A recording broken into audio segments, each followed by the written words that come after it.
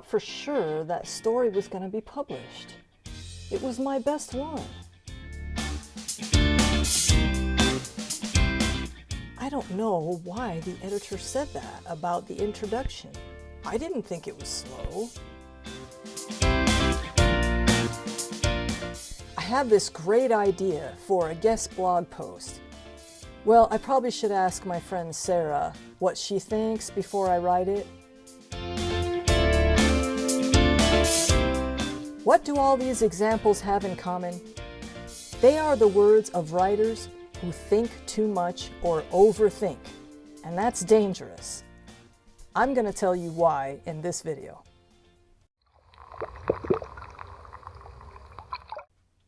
Hi, I'm Colleen M. Story, and this is Writing and Wellness, where I help encourage, motivate, and inspire writers to go after their writing dreams. You're not going to be able to make those dreams come true, however, if you allow yourself to get lost in overthinking. So what are we talking about here? What is overthinking anyway? If you're an overthinker, you think too much. Pretty simple, right?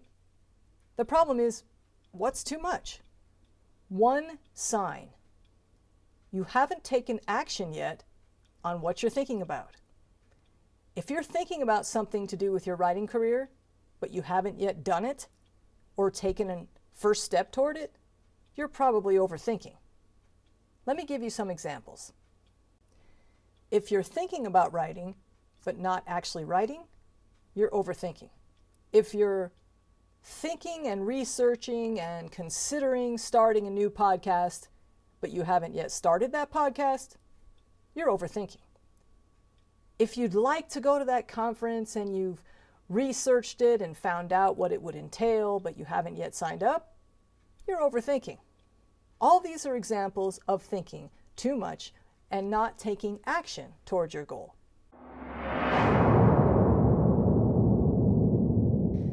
Taking action is what propels your writing career forward. Even if you fail, if you take action and try something, you're going to get a lot closer to your goals than if you spend all this time thinking about it.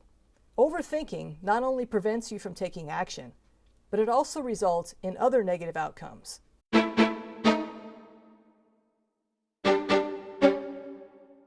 Scientists relate it to something called ruminating, which means to chew over and over. If you find yourself going over and over in your head about why you lost that contest, for instance, or why your editor said something about a part of your story, that's overthinking.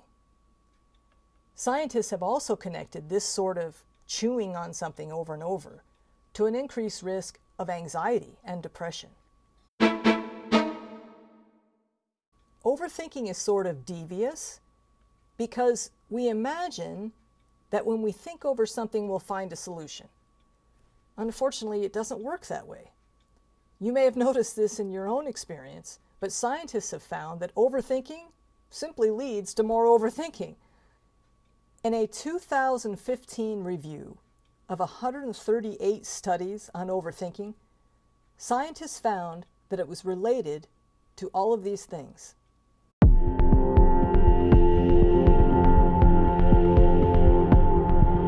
So overthinking not only causes all these issues, but it also messes with your writing. Let's talk about 4 different ways that it does that. The first problem is that overthinking hinders your writing creativity. Think about when you get your best ideas. Is it when you're thinking really hard about something? Probably not. Most of us get our best ideas when we're taking a drive, going for a walk, taking a shower or a bath, when we're doing something completely unrelated that allows the brain to play or to imagine. That's when the creative ideas come to us, not when we're thinking too hard. We can't force a solution to come into our brain, and usually the harder we try, the farther away that solution becomes. We have to allow the brain to relax and open up. The second problem is that overthinking stops your progress. If you want to completely put the brakes on any writing project you're working on, try overthinking it. Often this is where writer's block comes from. The third problem is that overthinking prevents you from solving problems. Like we said, when you're overthinking, you're using up all of your brain's resources to choose something over.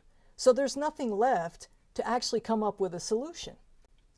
And the last thing that overthinking does is that it encourages self-doubt. When you're overthinking something, usually your brain is full of negative thoughts. In other words, you're probably not boosting your confidence and overthinking about, hey, how great that chapter 1 was.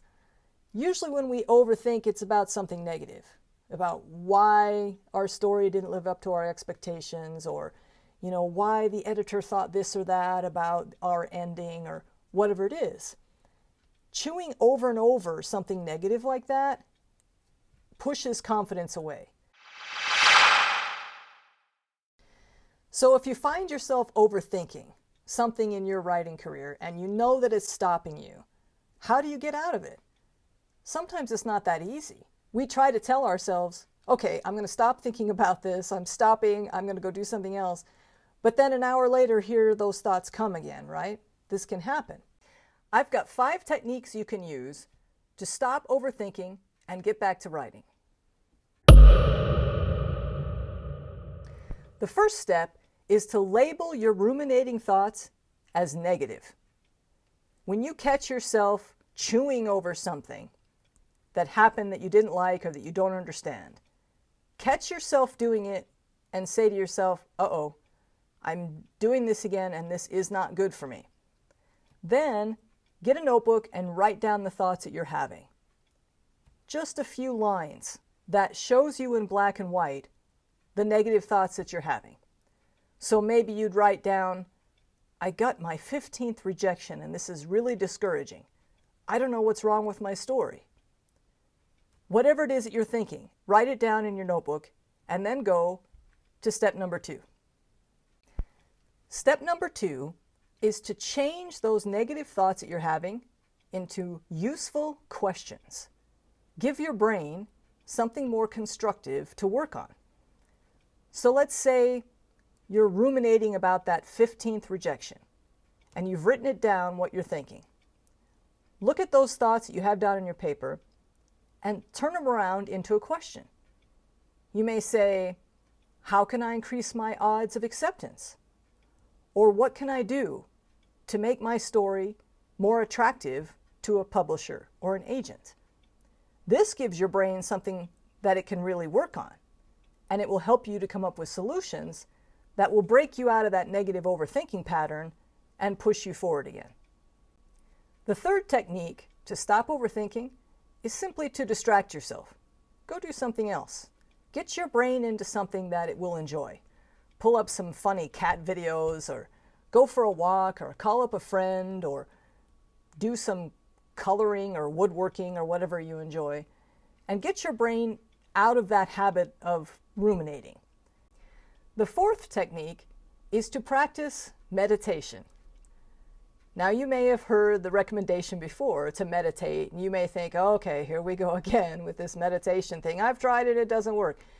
The good thing about meditation is that it teaches you to allow your thoughts to come and go without reacting to them, so that it's easier for you to break out of the overthinking habit. Now, if you've tried meditation and you're thinking this just is not for me, I would encourage you to try it one more time, but do it this way. My favorite way of doing it is to light a candle, set it down in front of me, get comfortable, and then stare into the flame. And it's kind of fun because the goal is to look at the flame for maybe a full minute until you've really kind of burned it into your vision, and then to close your eyes and try to see it again behind your closed eyes.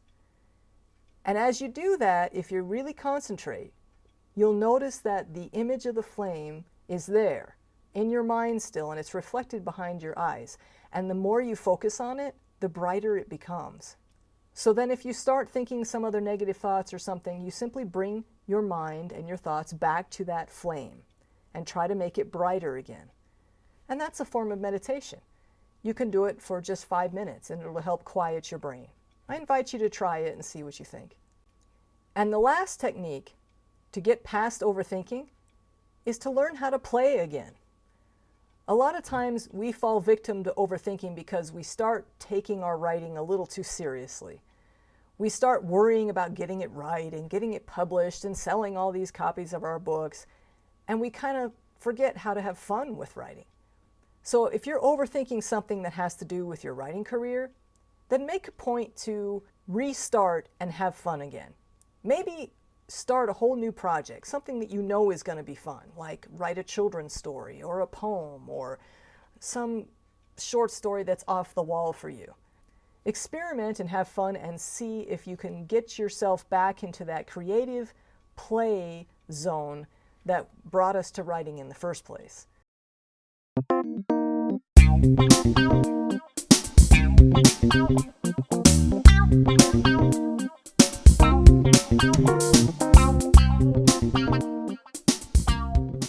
I'd like to close with a quote by English novelist Elizabeth Gaskell. She said, "Thinking has many a time made me sad, darling, but doing never did in all my life. My precept is, do something, my sister, do good if you can, but at any rate, do something."